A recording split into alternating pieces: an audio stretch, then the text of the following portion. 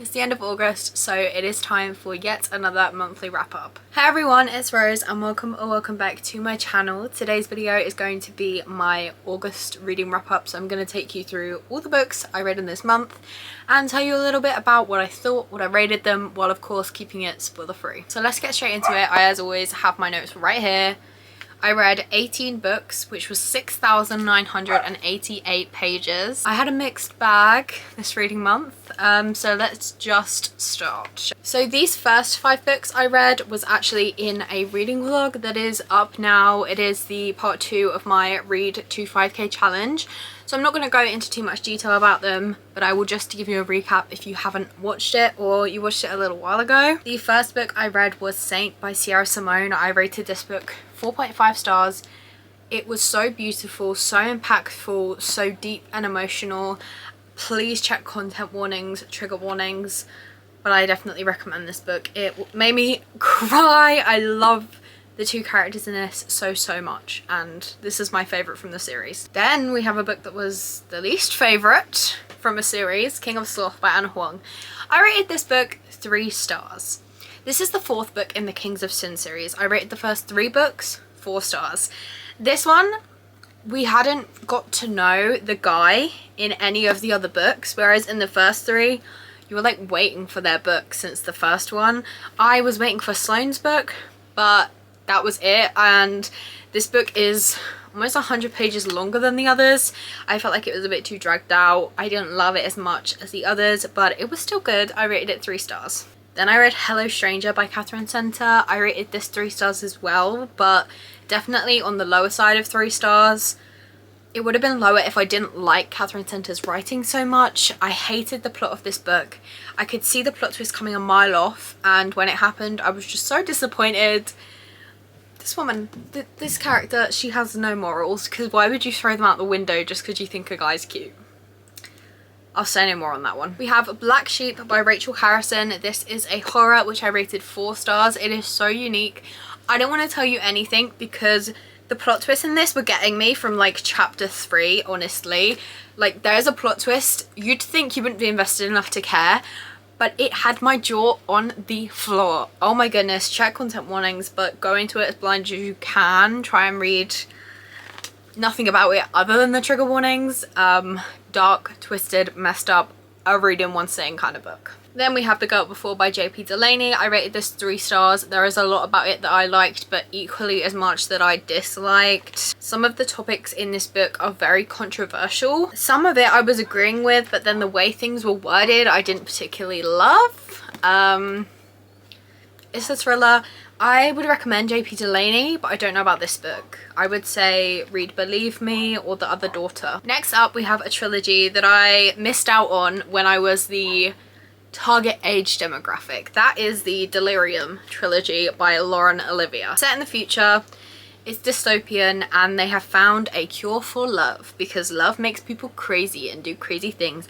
And when you turn 18, you get this surgery where they take out the bit of your brain that feels love, and then you get like your matched up with you, how many kids you're going to be assigned, and then just before her 18th birthday, our main girl does the unthinkable and she falls in love. I rated all 3 of these books 3 stars. We have Delirium, Pandemonium, and Requiem. Then we have my reread of Magnolia Parks by Jessa Hastings. I rated this book 4.5 stars. I loved it so much. It made me sob. The only reason it's not a 5-star is because of the over-explaining of all the fashion. Like, I was skim reading the fashion, but because it happened constantly, I was constantly having to skim read.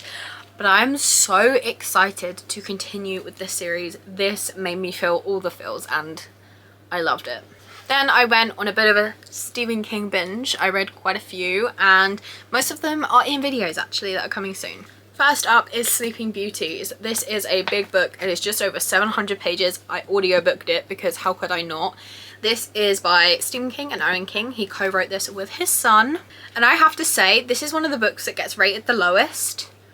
I rated it 4 stars. I really liked it. It was such a feminist book. It was all about female power. This book is about a virus that is rapidly spreading and is sending all the women of the world to sleep in an unwakeable sleep. If you wake them up, they go violent, they kill whoever's trying to wake them up, and then they go back to sleep. And basically, the world is falling apart because men are trying to run the world without the help of women. Now, I think I know the type of people who didn't love this book. That's all I'll say on that. I really liked it. Then I read the Mr. Mercedes trilogy. This is, I would say it's a crime novel, but it is horrific. Stephen King does not dial anything down. I mean, this man wrote It, The Shining, Misery. You know it's gonna scare you, even if it's not marketed as horror. So this is about a massacre of a guy who drove a Mercedes into a crowd full of people and killed a bunch of them, hurt a whole bunch other.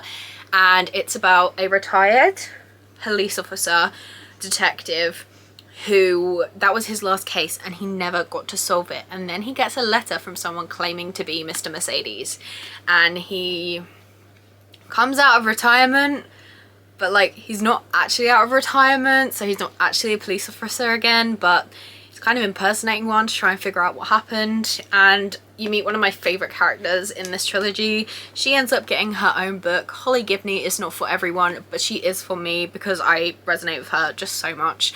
I rate this book 4 stars. Then we have Finders Keepers, the second book in the trilogy, which I rated 3 stars. Unfortunately, this book falls into second book syndrome for me. We needed a time jump between books 1 and book 3, but we also needed to see what was happening in between the time jumps. And this book was like a filler to see that. I didn't really care about the main mystery they were trying to solve. All I cared about was the little bits that we were getting on updates from what was coming for book 3. I understand that we needed a time jump between book 1 and book 3, but we didn't need a whole book. We did not need a whole book. We could have just had like a recap at the beginning of this of like what we missed. Then of course we go on to End of Watch. This was 4 stars. This book tore my heart out. I knew it was coming because Stephen King is brutal, like I said. He does not save characters for the sake of a happy ending. It was feeling like a 3 stars until I sobbed my eyes out at the end. Hit home. Emotional. Messed up. 4 stars. Then I buddy read Frida McFadden's new satirical novella, The Widow's Husband's Secret Lie. This book was 2 stars. I understand the whole point of it was to be satire on the over popularized thriller tropes that are really predictable in books, like bad cliches. But I hated it so much. It was not a Frida McFadden book. It was not. I think she started her writing career by writing satirical books, and then got into thrillers, and then this just felt like she was going back to that, and it just didn't hit for me. I rated 2 stars. I buddy read it with Ellen, and we were trying to figure out the Storygraph buddy read system, and it was a mess. But Ellen, you are my Frida McFadden reading buddy. Then I read the last 2 books I had to read in the Bachman books by Richard Bachman, otherwise known as Stephen King. This is a collection of 4 books he wrote under a pseudonym name. And the last 2 I had to read were Roadwork and The Running Man. Roadwork could have been a 50-page novella, and yet it was over 400 pages of nothing. I rated it 2 stars, and I did say in my reading vlog that if I was Stephen King I would have written it under a pseudonym name too, because I wouldn't want it tied to my name. It was so boring. It was about a guy whose house was going to be demolished because they were building a new motorway, and he just basically refuses to move and petitions and then goes crazy in true Stephen King fashion. Then we have The Running Man. I rated this one 2.5 stars. Still didn't like it, but more happened at least. It was set in the future, but it was written in the 70s, and the future it's set in is 2025, which I know we're not technically in yet, but we nearly are. And this book, in some ways, with the things like poverty, it was, I think, accurate, but in other ways, like pollution, it was going at a much crazier rate than it is right now. This is about a TV program where you are a running man and you have 30 days, and if you survive the 30 days without being captured, you win $1 billion. But you are being hunted on national television. People are searching for you, and obviously in the future they're supposed to have more advanced technology than we do now, so I don't know how it all really worked, but I didn't like it. It kind of burnt me out. I had three 2-stars in a row, and I was not impressed. However, then I had a 5-star read, guys. I had a 5-star read.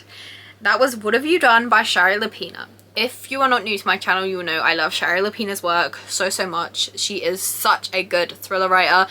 Twists and turns all over the place. I borrowed this from the library and read it on my Kindle. I literally woke up at 3 AM this morning because I couldn't get back to sleep. So I sat and finished this book. I finished it at like 6 AM. It was crazy. I love her writing so much. I never could have guessed that's where it was going.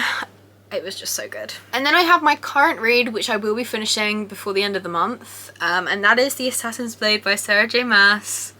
Finally doing it, guys. Finally doing it. I am on the 5th and final short story, so that is how I know I'm gonna finish it.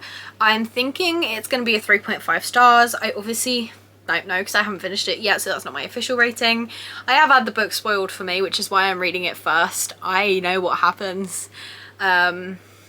So I think if I didn't know, maybe it would shock me more and the rating would be higher, but I guess we will see, because who knows. And that is everything I read in the month of August. Let me know what you read this August. Let me know what is on your September TBR. I have a lot of books on mine, so stay tuned for that video. But that's all from me. If you would like to see more from me, please be sure to like and subscribe, as I post new videos every single week.